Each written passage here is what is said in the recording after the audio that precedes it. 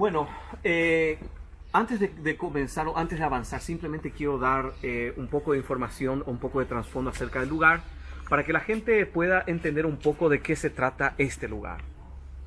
Porque muchas veces la gente piensa que esta es una iglesia, muchas veces la gente piensa que es simplemente un jardín dentro de Jerusalén, pero en realidad el lugar es un lugar histórico y arqueológico. El lugar existe como una de dos alternativas oficiales para el lugar de la crucifixión, sepultura y resurrección de Jesucristo. Yo conocía el Santo Sepulcro siempre. Y fíjate una cosa, nosotros no descartamos también de que la iglesia del Santo Sepulcro haya sido el lugar. ¿Quién es nosotros? Nosotros somos una entidad evangélica llamada la Asociación del Jardín de la Tumba. Es un grupo, fue formado por un grupo de cristianos evangélicos en Inglaterra en el año 1893 y formaron una fundación que después se denominó la Asociación del Jardín de la Tumba en Jerusalén, y se formó justamente de manera a adquirir esta propiedad, para comprar esta propiedad de manera a preservarlo como un lugar bíblico, histórico y arqueológico. Y se compró esta propiedad en base a los elementos arqueológicos que vamos a estar viendo ahora en unos instantes, que hacen que el lugar encaje dentro del perfil de lo que vemos en los evangelios en cuanto al lugar de la crucifixión, sepultura y resurrección de Jesucristo. Okay, interesante. Pero es importante mencionar también para nuestra audiencia que nosotros no somos dogmáticos en decir, este es el lugar. Decimos, es una posibilidad viable, ya que el lugar encaja perfectamente dentro del perfil, y de eso es lo que vamos a estar hablando. Okay. Pero más allá del lugar, lo que es más significativo para nosotros es el significado espiritual de este lugar. Así que acompáñenme, vamos a ir avanzando en esta dirección para visitar la plataforma. ¿Dónde estamos ubicados? Nosotros estamos ubicados geográficamente. Sí, geográficamente estamos ubicados hacia el lado norte de la ciudad antigua de Jerusalén, en las afueras del muro norte. ¿Frente a qué puerta? Cerca del portón cerca de dos portones. Estamos cerca del portón de Damasco y también cerca del portón de las Flores o el portón de Herodes. Okay. Voy a explicar un poco también en cuanto a la estructura del muro de la ciudad antigua de la época del primer siglo, porque lo que vamos a estar viendo ya no data de la época del primer siglo. Pero eso ¿Qué lo son vamos a estas? hablar. Veo si hay citas bíblicas o son del Nuevo Testamento. Estos son del Nuevo Testamento, sí, son citas bíblicas. Este es de Juan capítulo 15, versículo 5. Jesucristo diciendo, yo soy la vid y ustedes son los pámpanos. Todo aquel que permanece en mí y yo en él, dice, dará mucho fruto, porque sin mí nada podéis hacer. Perfecto. Entonces, esas son las palabras de Jesucristo, e intentamos de colocar muchos versículos bíblicos en el lugar para que la gente entienda que el propósito no es simplemente hablar acerca del lugar como un lugar histórico, sino también hablar acerca del contenido, el significado espiritual del lugar. Entonces, ahora nos estamos dirigiendo hacia la plataforma del posible lugar del Gólgota. Y digo el lugar posible, y creo que es importante mencionar que a través de los siglos... ¿Qué es Gólgota para un judío? Para un judío, Gólgota es Golgolet. Golgolet. Cerebro. Sí, exactamente. El Golgolet es el cráneo. Cráneo. El término Gólgota en su origen es un nombre arameo, y eso voy a explicar ahora también cuando lleguemos allá, cuando hablemos del lugar. Pero para que tengan una idea, el nombre Gólgota es simplemente la forma aramea de la palabra hebrea Golgolet. Ok. ¿Sí? Porque ese era el nombre, según lo que vemos en los evangelios, ese era el nombre del lugar donde Jesús fue crucificado. Ahora, le quiero pedir disculpas a la audiencia. Como ustedes van a ver cuando subamos a la plataforma, están desmantelando toda la estructura, porque todo esto va a ser derrumbado, porque vamos a construir una nueva plataforma un poco más amplia y más accesible para todos, de manera a acomodar a mayor cantidad de personas, para que la gente pueda tener una mejor vista del lugar. ¿Tú trabajas aquí? Trabajo aquí. ¿Vives aquí? Vivo aquí también. Sí. Voilà. Sí, bastante Wow. privilegiado. Y lo que vamos a hacer, acá no tenemos, este sería el mejor ángulo para ver el lugar, pero por causa de los obstáculos, si quieres venir de este lado, vas a tener una mejor vista. Sí. Ahora, ¿ese lugar? Este es el lugar aquí. Ok. También tenés como punto de referencia esta fotografía que tenés acá, que fue capturada Ahora la voy a en los ver. años 1900. Estás lejos vos de la cámara, no te vamos a escuchar. No, tranquilo, me voy a acercar un poco más acá. Entonces creo que es importante señalar que el Jardín de la Tumba es una de dos alternativas oficiales. ¿Y por qué digo dos alternativas oficiales? Porque a través de los siglos muchos lugares o diferentes lugares fueron identificados para el lugar de la crucifixión, sepultura y resurrección de Jesucristo. Por lo menos 6 lugares, de los cuales solamente 2 lugares tienen mayor contenido histórico y arqueológico que encajan dentro del perfil de lo que vemos en las escrituras. La tradición más antigua, quizás ya lo conocen, que es la Iglesia del Santo Sepulcro, que fue establecida en el año 326 después de Cristo, y a través de los siglos ese lugar fue identificado como el lugar tradicional, y aún hasta el día de hoy es identificado como el lugar tradicional. Como te habrás dado cuenta, muy pocas personas de pronto conocen este lugar. Yo no conocía. Y mira, ese es el caso para muchos que viven acá en Jerusalén. Muchos no conocen lo que es el Jardín de la Tumba. Sí. Ahora, ¿por qué es que no se conoce tanto? Es porque es algo más reciente. Se comenzó a identificar este lugar como una otra alternativa viable a mediados del siglo XIX. En el año 1842, un teólogo alemán llamado Otto Tinius fue el primero en escribir acerca de este lugar como el lugar de la calavera, en base a ciertos rasgos que este hombre había identificado en el lugar. Uno de los elementos principales que comenzó a atraer a las personas al lugar fue justamente la apariencia del lugar, la semejanza de una calavera en la ladera del monte. Quiero mostrarles acá en esta fotografía que fue capturada en el año 1900. En esta sección que estoy indicando con mis dedos, ustedes pueden ver las cavidades o las cuencas de los ojos, ¿sí? Voilà. En el centro, parte de la nariz, y la parte inferior hoy día se encuentra bajo tierra, ¿sí? Entonces voy a sacarlo así para que se pueda ver mejor. Ahora acá voy a ver que no brille tanto para que lo puedas ver mejor, así. Ahí está. Sí. Entonces acá puedes ver la apariencia o la semejanza de la calavera. Tengo una otra fotografía que quizás va a mostrar mejor. Vos me preguntaste qué es Gólgota, ¿sí? Especialmente para nuestra audiencia de habla hebrea. El término Gólgota, como había mencionado, es un nombre arameo que simplemente significa calavera, ¿sí? En hebreo es Golgolet, que sería el equivalente. En español, en castellano decimos Calvario, ¿sí? Que viene originalmente del latín Calvaria, que también significa calavera. Entonces, cuando hablamos del Calvario, Gólgota, el lugar de la calavera, Golgolet, estamos hablando en realidad del mismo lugar, pero simplemente en diferentes idiomas. Ahora, ¿por qué la semejanza de la calavera fue un atractivo importante?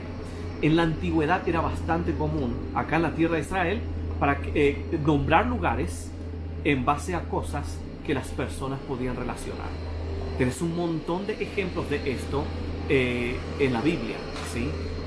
Por esta razón, cuando se vio la semejanza o la apariencia de una calavera, se hizo esa asociación. Voilà. Si el nombre o el significado del lugar, del nombre del lugar donde Jesús fue crucificado fue Gólgota o calavera, entonces probablemente el lugar se vio como una calavera. ¿No se puede ir hasta ahí arriba? Mira, se puede. Hoy día es un cementerio islámico. Lo que ves allá arriba es el cementerio. No, a las cuevas. A las cuevas, mira, y esa es parte de la propiedad. El acceso principal, como verás allá adentro, hay un agujero, sí, que es el acceso que va para arriba, que justamente termina dentro de la propiedad del cementerio que se encuentra allá atrás. Okay. Ese es el lugar donde los guerreros musulmanes que pelearon en contra de los cruzados en el siglo XII y XIII fueron enterrados.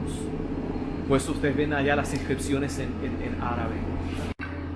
Entonces estamos hablando un poco acerca del lugar de la calavera, que fue uno de los primeros atractivos que atrajo a las personas al lugar.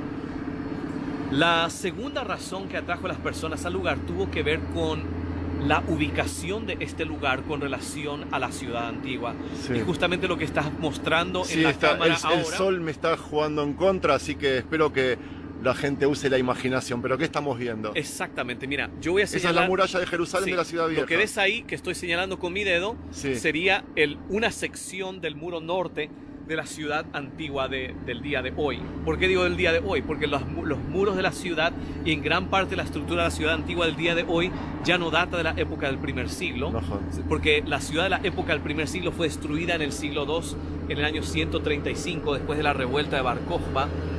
El emperador romano Adriano mandó destruir toda la ciudad y encima construye una otra ciudad y le llama Ilia Capitolina. Entonces lo que tenemos aquí hoy día ya viene de siglos posteriores, y lo que tenemos hoy día es del siglo XVI, de la época en que los turcos otomanos estaban en control de esta tierra, y más o menos en el año 1537 ellos construyen, el sultán Suleiman el Magnífico manda construir los muros de la ciudad. En ciertas partes, en ciertas ubicaciones, ellos siguen la delineación de los muros de la época del primer siglo, pero no en todas partes, porque hoy día la estructura es mucho más pequeña. ¿Sí? De hecho, es probable que se haya seguido la delineación de los muros de la época del siglo II. Entonces, ¿por qué explico todo esto? Simplemente para que la gente tenga una idea de que lo que se ve hoy día ya no es necesariamente la época del primer siglo, pero sí, esa sección del muro norte que ves ahí, que vemos desde esta plataforma, incluyendo el área del portón de Damasco hacia la derecha, sigue la delineación original del segundo muro de la época del primer siglo, el muro que había sido construido por el rey Herodes el Grande. Lo que significa, que es la época de Jesús. Exactamente.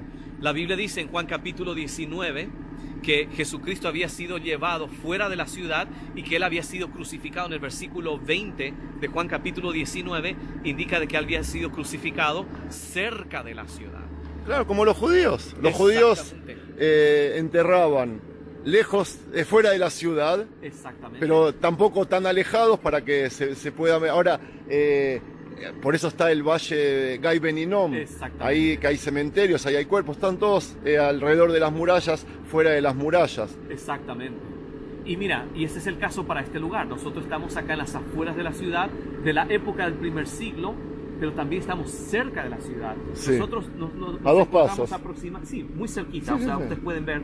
Pero también la práctica de los romanos en la antigüedad era de crucificar a las personas en las orillas de las carreteras principales. Para que se vean. Exactamente.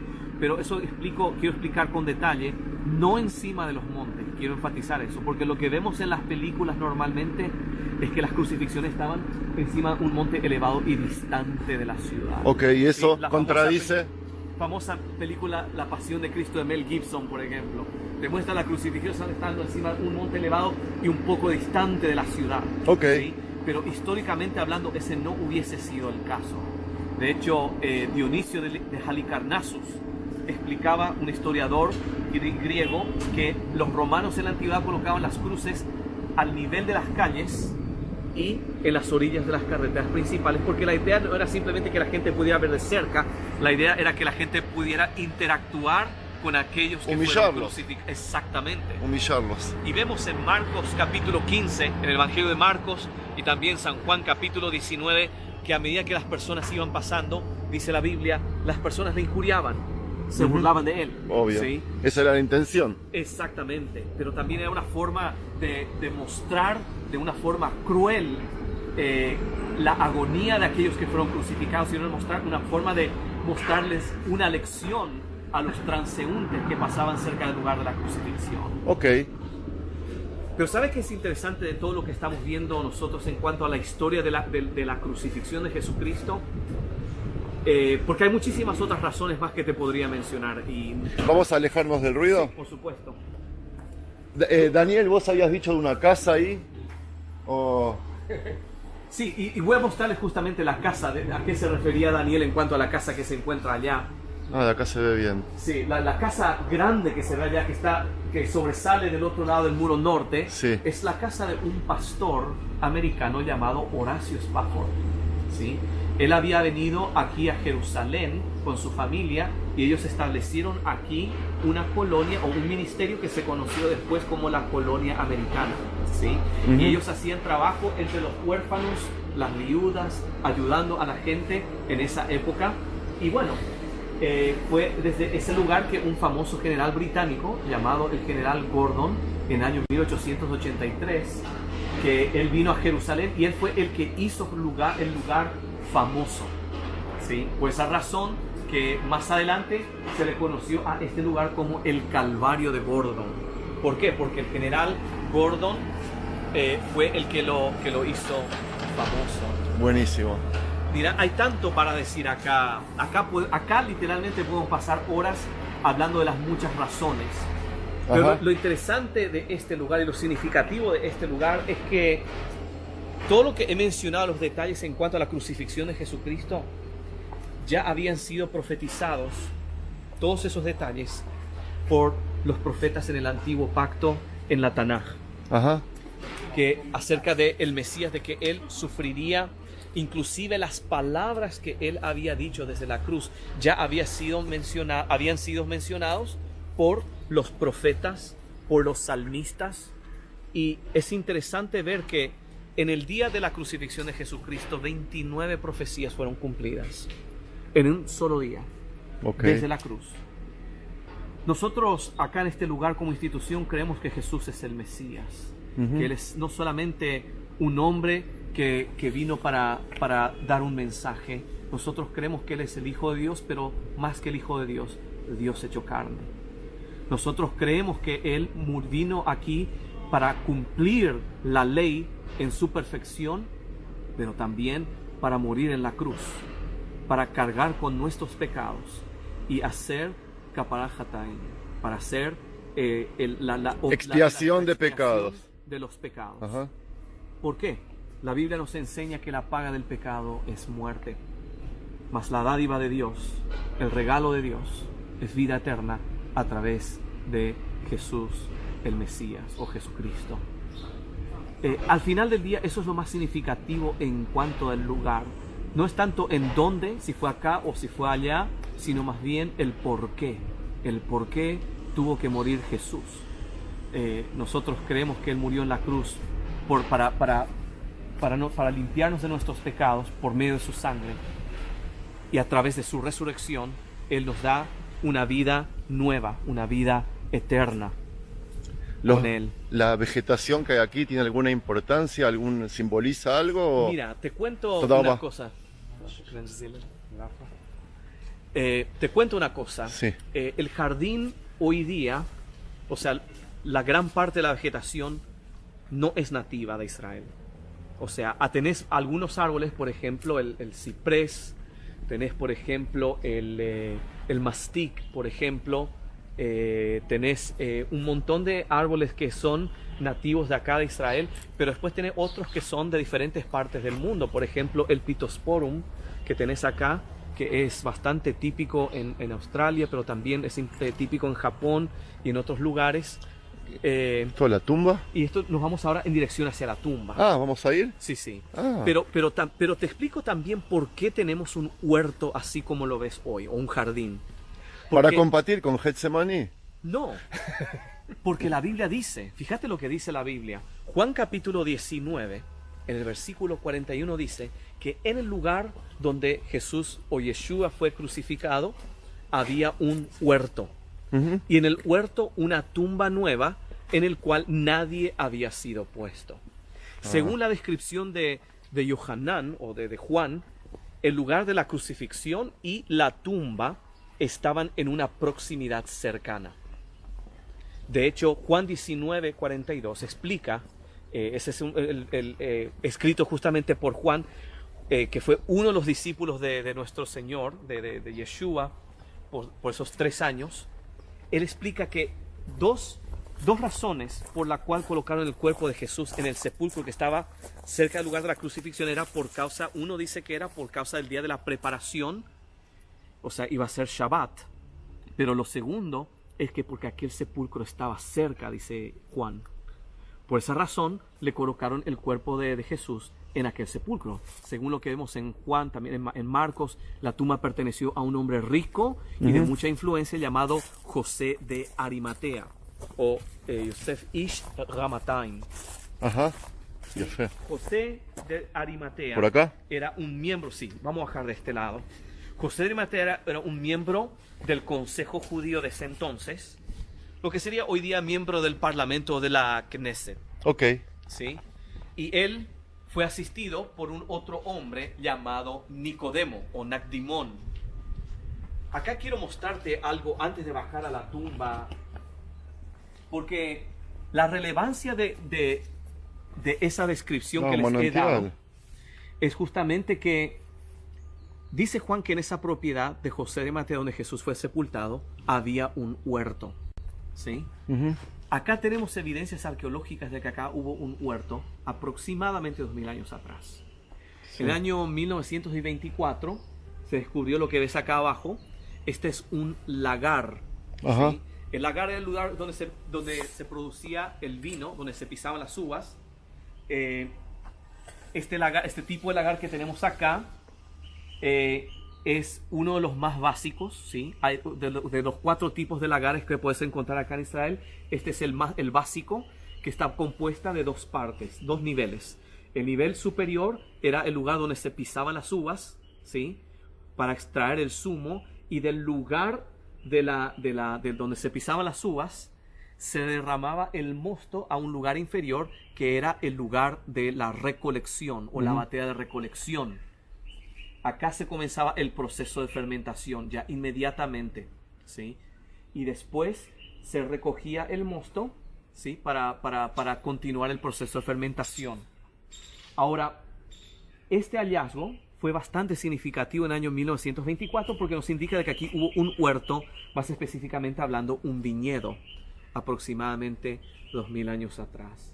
Todavía necesitamos hacer más excavaciones, ¿sí? Para que valga la aclaración, porque todavía tenemos que excavar en aquel lugar ahí atrás para exponer el lugar donde se pisaban las uvas, ¿sí? Ya fe. Pero el elemento más importante, y con esto vamos a estar concluyendo justamente nuestro recorrido, y este es el elemento más importante, más crítico. En el año 1800, hasta el año 1867 toda esta área estaba bajo tierra, y en el año 1867 todo esto fue excavado cuando el dueño de la propiedad en ese entonces, él estaba excavando en esta área buscando cisternas de agua o un lugar donde hacer una cisterna de agua de lluvia.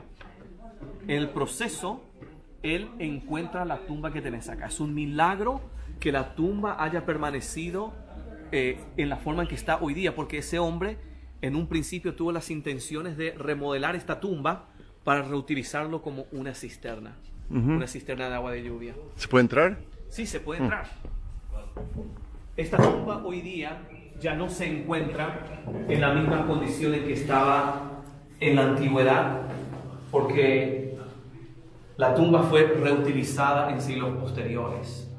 Tenemos evidencias de que los cristianos bizantinos en el siglo V estuvieron acá, y también ellos remodelaron en parte la tumba en ese entonces, y también había una infraestructura gigantesca en esta propiedad, incluyendo la propiedad de al lado. Y después en el siglo XII el lugar nuevamente fue reutilizado por los cruzados. Tenemos evidencias de los escritos de los cruzados de que ellos tenían hostales hacia el lado norte, en el lado norte de los muros de la ciudad. Y tenemos evidencias de que ellos utilizaron este lugar. Mi pregunta es de judío que soy, nada más. Sí. Que en principio se dice que Jesús estuvo 3 días enterrado nada más. Exactamente. Y semejante tumba, piedra y todo por 3 días. Sí. ¿Cómo alcanzaron técnicamente a hacer esta estructura? Bueno, la Biblia dice que ya la tumba había sido hecha. Ok. ¿Sí? Okay. Y era una tumba nueva en la cual nadie había sido puesto. O sea que es probable que haya sido una nueva adquisición recientemente hecha por José de Arimatea como un sepulcro ancestral. Nosotros nos encontramos en una sección de sepulcros antiguos, ya que datan del siglo, por lo menos del siglo IV. Algunos argumentan de que probablemente ya del siglo VII antes de Cristo. Y este hubiese sido un lugar de sepultura para gente adinerada. O importante, o VIP. Para gente de mucho dinero. Sí. O sea, el tener un huerto en una propiedad así donde tenés tu sepulcro familiar, ya indica afluencia, que la persona tenía mucho dinero. También la ubicación misma es un lugar bastante estratégico, cerca de una carretera, que la carretera de Damasco, de Shechem, sí, ¿verdad? Que conectaba todas esas villas y que terminaba con la ciudad de Damasco. O sea que te encontrás en una ubicación bastante estratégica. No caben dudas. Ahora, no caben dudas. Venían aquí 3 veces al año de todo el país, de toda la nación. Exactamente. Podías vender alguna habitación aquí y rentar. Ahora mira, quiero mostrarte esto para que tengas una idea. Esta simplemente es una estructura, un diagrama básico de la tumba. La tumba está compuesta de 2 cámaras, ¿sí? La primera cámara era la antecámara o la cámara de la preparación. Donde se dejaba el cuerpo reposar hasta que quede y también se hacía descarnado. Este era el lugar donde se hacía la preparación del cuerpo y donde la familia tenía el ritual de lamentación. Después de eso se transfería el cuerpo a la cámara de la sepultura, donde se dejaba el cuerpo por un periodo de por lo menos 1 año. Sí. Quiero aclarar nada más que Yeshua, Jesús, vivió y murió y fue enterrado como judío, 100%. O sea, y Jesús fue 100% judío. Todo lo que estás diciendo ahora refleja cómo vivía y cómo morían y cómo enterraban a los judíos importantes en esa época. Y fíjate una cosa, la gente tiene muchas veces la imagen o la idea de que Jesús era un personaje gentil, que no era, que de pronto tenía más bien conexiones fuera de Israel, pero en realidad Jesús fue 100% judío. Él cumplió toda la ley, ¿sí? Él vino justamente para observar, para cumplir, pero también para cumplir el propósito del Padre, que era expiar los pecados.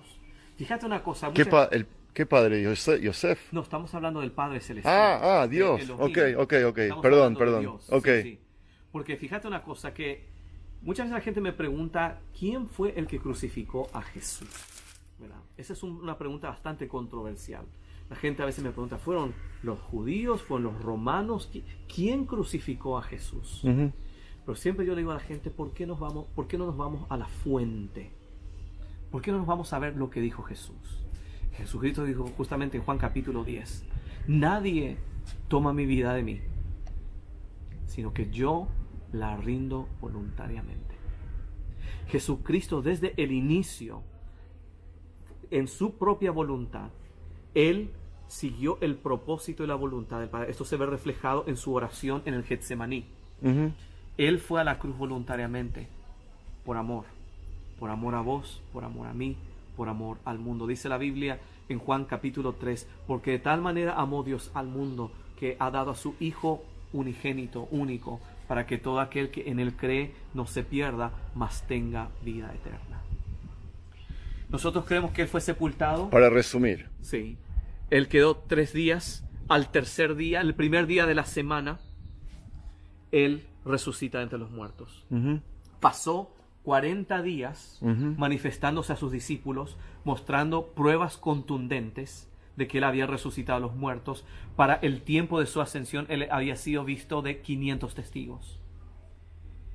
Y nosotros creemos que Él está vivo hoy, para dar vida nueva a todos aquellos que ponen su fe y su confianza en ese sacrificio que Él hizo por nosotros en la cruz del Calvario. Ese es el mensaje de este lugar.